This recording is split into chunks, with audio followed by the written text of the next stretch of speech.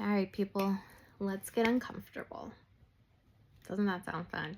Let's get uncomfortable together talking about uncomfortable subjects because I was washing my hair this morning, and as I was washing my hair, I was thinking about like my hair journey and everything that goes along with that. So right now I have really long hair. I have a lot of hair. It is just, it's natural curl. Like right now it's just in a huge ponytail, just doing its thing, and just dried that way, and it is what it is. But growing up, one of my core memories, one of my very first memories, which I should probably explain that I am white and I am black, so this may help this make a little bit more sense. But one of my earliest memories regarding my hair, actually the earliest memory regarding my hair, was of me being in my grandma's living room, my white grandma, and my aunt, also white, brushing my hair like really, really hard and telling my mom that she's so sorry that my mom has to deal with this being my hair. And I tell people sometimes I have like hair trauma. This is just the thing that I say, and people sometimes like don't understand what I'm talking about until I tell them these types of stories. So growing up, I would always get asked crazy things like, can you put your hair in an afro? And the answer to that question is most likely yes, but based on who was asking me that as I was growing up, it definitely felt like they just wanted me to be some sort of like circus freak for them. Like they wanted me to do that so that they could ridicule me, like I already was being ridiculed. So obviously that made me kind of turn away from doing anything similar to that whenever I was younger. And then I have another memory of going to this totally incompetent hairstylist when I was somewhere in the range of like 10 to 12 years old, and knowing that for whatever reason I needed a haircut, but I didn't want it to be cut too short. And she literally cut it diagonally across, and it was so short it could barely fit into a ponytail.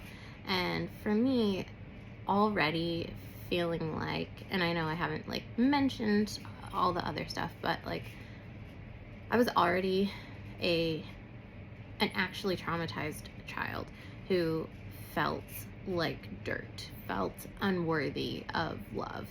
And so for me, having an appearance that was acceptable was like one of the only things that I thought could have been a redeeming quality for me. And so she ruined that for me, and it was horrible. And then I started to get relaxers all the time, and getting it chemically straightened. And then as I got older, flat irons became a thing. And I mean, I'm sure they were a thing before, but like they became super duper popular. Like whenever the Chi flat iron came out, hopefully I don't get sued for any kind of trademark or anything, but they were super duper popular. And so I got one when I was in high school. So I was always like straightening my hair, not really knowing how to take care of it at all. And it got super damaged, like super, super damaged. But my goal the whole time was like, I just want to look like everyone else does. And everyone else around me was white. And, I had been conditioned that like my natural hair is so ugly. It was so ugly. It was poofy, and it was hard to deal with, and it was difficult. And all of these things. It was kinky. It was, I don't, you know, whatever. Whatever people use to sort of like insult your hair when they don't have the same type of hair as you. And so, I didn't realize how badly I was damaging my hair, but I did always know that like I just wanted hair that I didn't have. I didn't want to, I was ashamed. I was ashamed of my appearance. And I was raised in a racially tense, I think, environment that sort of taught me that everything about me that was black was not okay. And it was undesirable and made me unlovable, unworthy, not good enough. So I was trying to, as a child, always look like the people who appeared to be getting love and attention. Simple as. So I got to a point where, as an adult, I was able to try different things with my hair that I maybe didn't know how to do before. I did keep it straight like a lot of the time. And I dyed my hair a few times, and I wanted to, for the longest, I wanted to be blonde, and so I became blonde. And I may or may not drop a picture of me being blonde.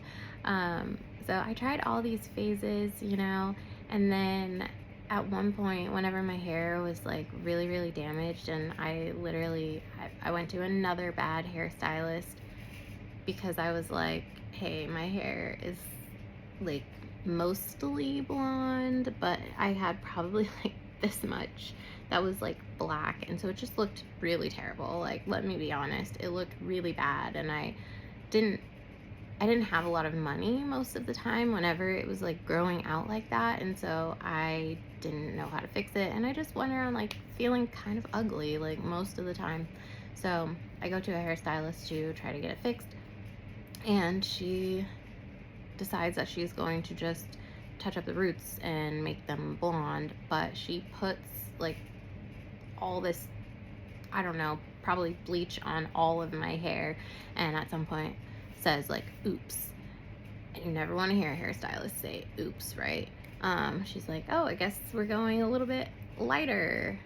And I'm like, what the heck? And so, long story short, I end up, after a while, after seeing this person, like having so much damage to my hair that I'm like losing, like in the middle, my hair is only like this long because the rest has broken off.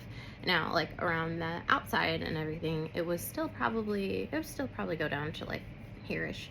And I know you can't tell, but like my hair right now is super long, and when I have it straightened, it goes like way, way, way down. Like it's really long.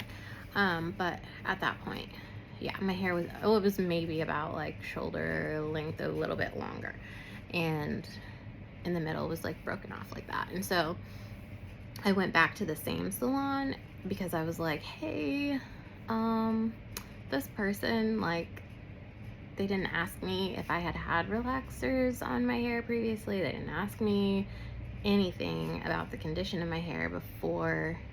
I just said, like, can you please fix this? Because it feels ugly. The coloring mismatch just feels so ugly. And so I got she was a white stylist, but she had really curly hair, and so she was super familiar with like really good curly hair products. And what she did was dyed everything black, and my hair naturally is black with sort of some it's not there's like there's a difference. It's not jet black. It has some sort of like brown tint to it. But she dyed it like all the way black, and I loved it. And I was like, oh my gosh, like, okay, this feels good. And not only that, but she put products in my hair that defined my curls, which don't judge me right now because I don't have that stuff in my hair right now.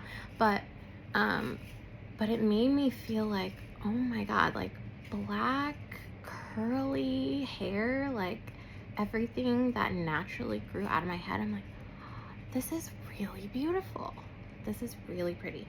After having had straight blonde hair, the thing that I had always thought that I wanted. And so now I have like all natural everything, like haven't had a relaxer in years and years. I don't really put heat on it very much, so it is my natural texture, because that's another thing whenever you are a person who gets lots of relaxers, like that is another thing that causes serious breakage, because the sometimes like when your new growth comes in, um, the juxtaposition between those two textures of like what's existing and straight and what's growing in and is curly sometimes can cause it to be easy for the straight part to break off. So that was, I think, part of what was happening when my hair was damaged and bleached and all that. So it is kind of like everything that I dreamed of after realizing that there was something beautiful about what I was born with. And yeah, it's long, it's healthy, whatever. But now it's so crazy because I have really gotten into doing things like gardening and just doing projects that make me want to not get too hot. And so having like the super long hair, that's why I most of the time always am wearing like a ponytail or a bun now, because I actually, as gorgeous as I feel like my hair looks whenever it's styled and it's down and it's, you can see how long it is, it's so hot and like kind of impractical for some of the things that I like to do. Um so it's interesting. I think that I wish upon everyone who deals with either, whether it's hair or whether it's in a different facet of life, I hope that we all can try everything we want to try, because I think in the end sometimes what you realize is like you love what is natural and true about you in the end more than you love anything else. And so I hope that everyone has an opportunity to try all of the everything else that they think that they want, um, so that they can come back home to themselves and just start to be more in love with what is natural about them. And hey, if you don't, like, say you still don't love what naturally grows in, like, I know of someone who really likes to change up colors quite a bit. I know actually two people like that who really like to change up their color quite a bit. One of them likes to change up the color of their whole hair. The other one likes to primarily have like black hair and have like a streak of color, but she likes to change the color streak like every so often. And her hair naturally is lighter, so she does have to dye it, but she at least doesn't have to bleach it since she's getting a darker hair color instead of a lighter hair color. So anyway, not that anyone's hair health is any of my business, but what I was trying to get to is whatever makes you feel the most alive and the most happy and makes you feel like you as a human being are beautiful. However you feel like expressing that, whether it's through your hair, whether it's through movement, whether it is through makeup, or whether it's through rebelliously never wearing makeup, or whatever it is about your body. I sincerely hope that everyone has the opportunity to try out different things until they find what it is that they love the absolute most. And also, life comes in seasons. And so something you like one season may not be the same as something you like in a different season. But the point is that what I truly hope for everyone, and even myself, because I'm still on this journey, I still struggle. Like a lot of the time, when I don't have a lot of energy to do my hair because I'm doing, I'm trying to like take care of other people and that's more important to me. Sometimes I do still feel very ugly, or I feel like my hair is super ugly. I feel really self-conscious about it. That happens. Happens more often than I wish it would. And so That's why I feel like I deeply desire for everyone to get to a point where they can live without shame, because that's the important thing. That is the sort of moral of the story, is that no matter what aspect it is of your life or your looks or, you know, whatever it is about you, um, that you feel shame over, I want you to follow your heart and try new things. You know, like I was a little bit afraid of dyeing my hair. I got to a point where, and a lot of people, I think a lot of people relate to this. You'll realize that your hair is not very healthy, and you know that it needs to be cut. And maybe you'll talk to a stylist who really like knows their stuff, and they see that you have like a bunch of split ends or a bunch of damage, and it needs to be cut out so that your hair does not continue to break off. And that can be really, really hard when something that you tie to your self-worth is how long your hair is.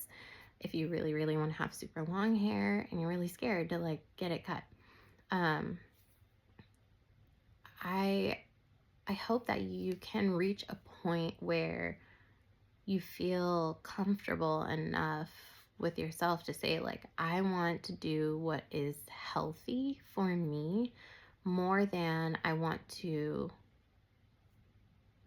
have an appearance that I think will make me more worthy in other people's eyes. Because that is what it's about at the end of the day, is loving yourself and not feeling shame about yourself. And there's another person who I think is a great example, who specifically loves, absolutely loves my favorite color, which is pink. But she loves it so much that she cannot imagine her hair being any color other than pink. And it's what makes her feel alive. It's what makes her smile. It's what makes her happy. And you better believe that she has gotten judgment for it. That people will look at her like, why on earth does she have bright, unnatural colored hair, you know? But it makes her feel so good about herself. And no matter how much other people try to make her feel like a freak or a weirdo for how she looks, she feels a genuine compassion and happiness and satisfaction in her own self when she has pink hair, because that is her truest expression of herself. So again, it's not about what specific expression of yourself you should have. It's about what makes you feel like you're honoring yourself and you are not making decisions out of other people's expectations, and you're not making decisions out of this desperation to gain approval or love from others. I think that is a lifelong struggle. It's a lifelong struggle for me, and if that's something that you deal with, I certainly can relate to you, and that's part of my journey. So that is the hair gossip for now. One of the deeper subjects for me, because obviously I'm still sensitive to it. But I said we were going to get uncomfortable, and here we are, getting uncomfortable. Or at least I'm getting uncomfortable, and you get to witness it. Okay, that's all for this one.